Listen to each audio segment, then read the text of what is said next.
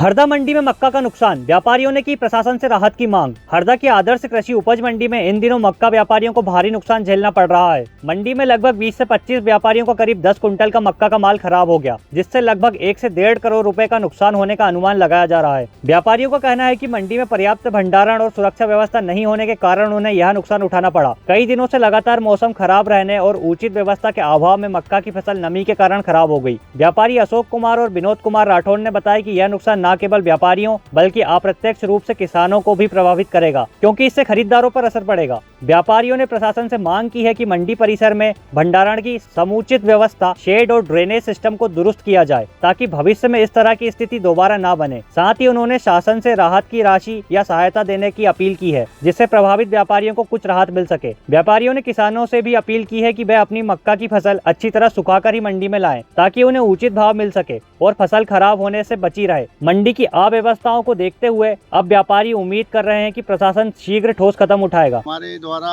कृषि उपज मंडी में मक्का की खरीदी करी गई लगभग 1500 कुंटल, जो हमारे पास रखने की कोई जगह नहीं थी, और गीली मक्का मंडी में अधिकतर किसानों के द्वारा भी लाई जा रही है। इससे हमको उसको सुखाने के लिए बाहर भटकना पड़ा, और इस वजह से शाम को पानी आ गया और आज सुबह भी लगभग 2 घंटे पानी आया। इससे हमारा लाखों रुपए का नुकसान हो गया।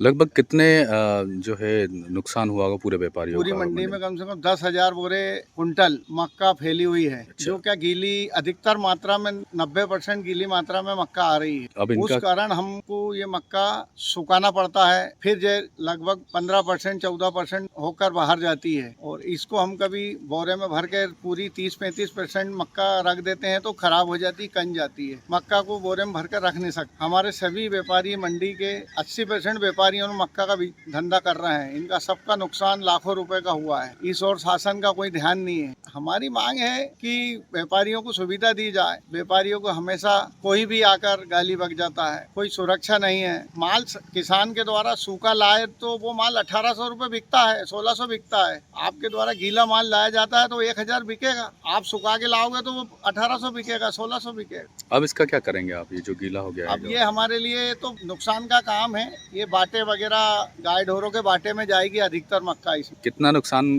का अंदाजा लगा सकते हैं आप? मेरा लगभग 2 से 3 लाख रुपए का नुकसान हो गया। और सभी व्यापारियों का पूरे मंडी में जिनकी मक्का बाहर रखी थी जो गीली हो गई, अधिकतर लोगों का सभी का नुकसान हुआ है।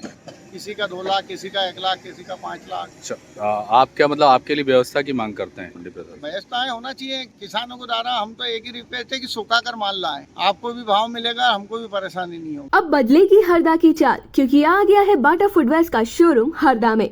अब चलो स्टाइल में। पता ground floor GP mall, bus stand road, Harda.